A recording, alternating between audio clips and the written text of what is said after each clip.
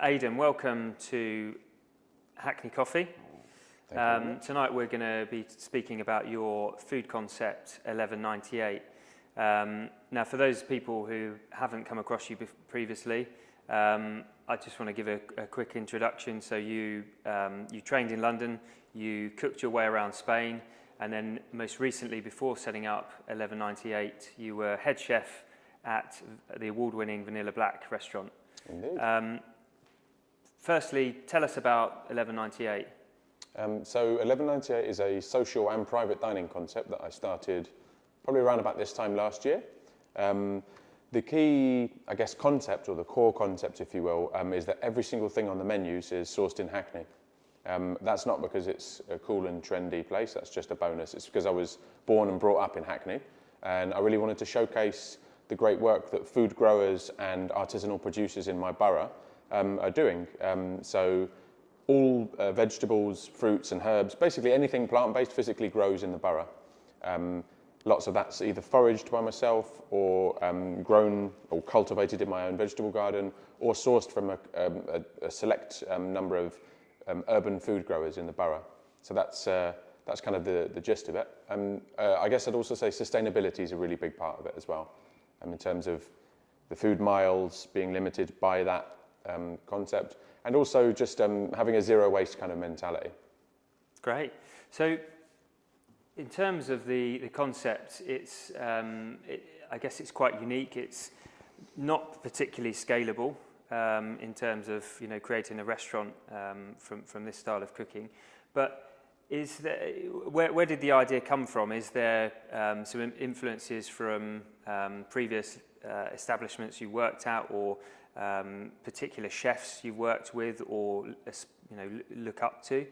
I think it's mainly inspired by the wanting to start something completely by myself, to get my name out a little bit. But I would say there's a couple of chefs that really inspired me in terms of their approach to cooking and their approach to working with nature. Alain Passard, who is the chef of L'Arpège in Paris, he's someone that I've always looked up to. He basically just cooks from the garden, which is really the way that I think cooking should be done. I'd also say David Kinch, who's the chef of a restaurant called Manresa in California. Again, very similar kind of feeling, just working with the seasons, but in a true way, literally having a vegetable garden and going out foraging and having your menus dictated by what's happening in nature, as opposed to starting with an idea and then thinking about the product. You start with the product and that gives you the inspiration, as nature often does. It's the most inspiring thing that we have. Fantastic. So as we said, the concept isn't necessarily a scalable in the sense of being able to turn it into something bigger. Your focus is very much on private dining experiences and the supper club style of service. Yeah.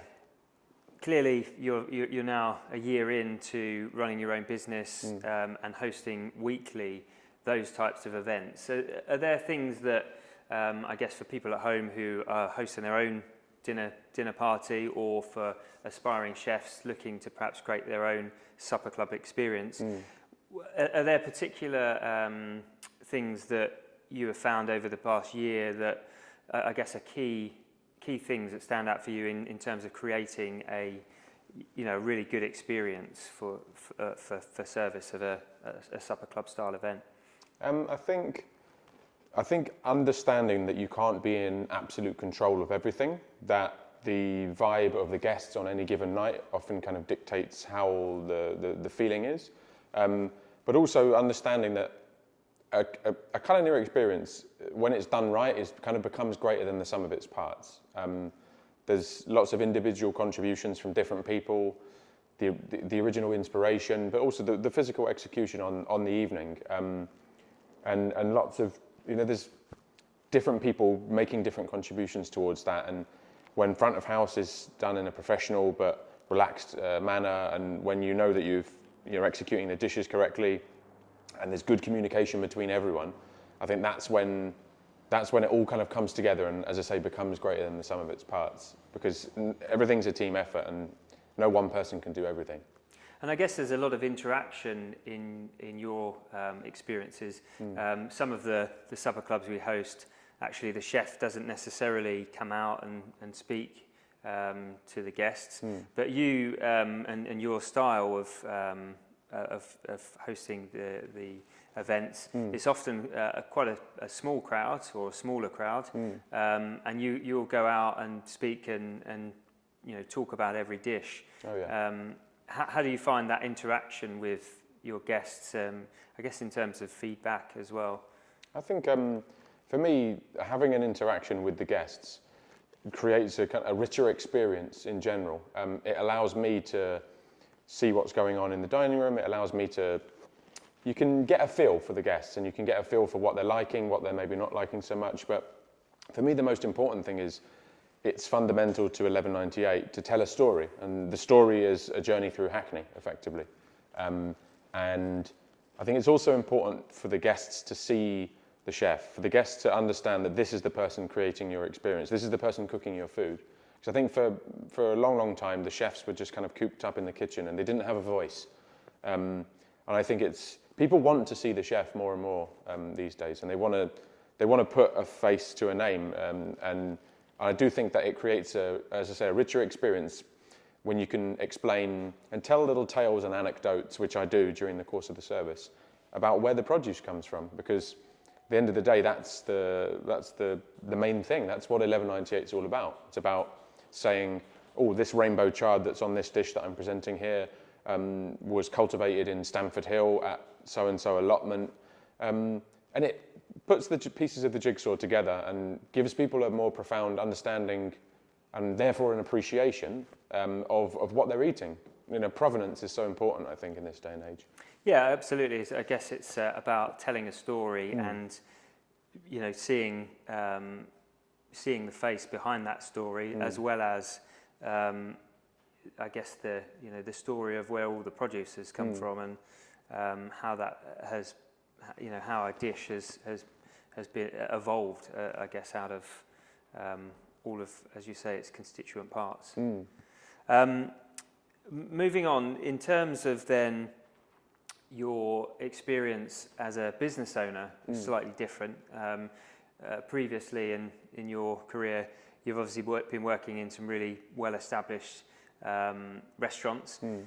You're now out on your own and running your own business. What challenges, moving from being effectively an employee to now a business owner, what challenges have you found have been the most striking for you in the past year? I think knowing that everything rests on my shoulders effectively is probably the most daunting, because as I say, even holding a head chef position, at the end of the day, if something goes wrong or if a customer makes some kind of complaint, it's not your neck that's on the line, it's the business owner.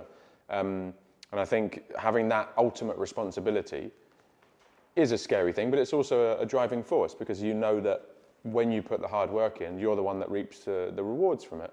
I think also the most challenging thing for me is juggling all of the different tasks that make up running a business. And in the type of business that 1198 is, that means I am a chef, an event organizer, a gardener, a PR, a social media manager. The list could go on and on and on. And I think it's about understanding or learning how to divide my time between all of the different things that are required in order to keep 1198 running, and trying not to kind of collapse in exhaustion, really. I guess that's probably the most challenging thing, definitely.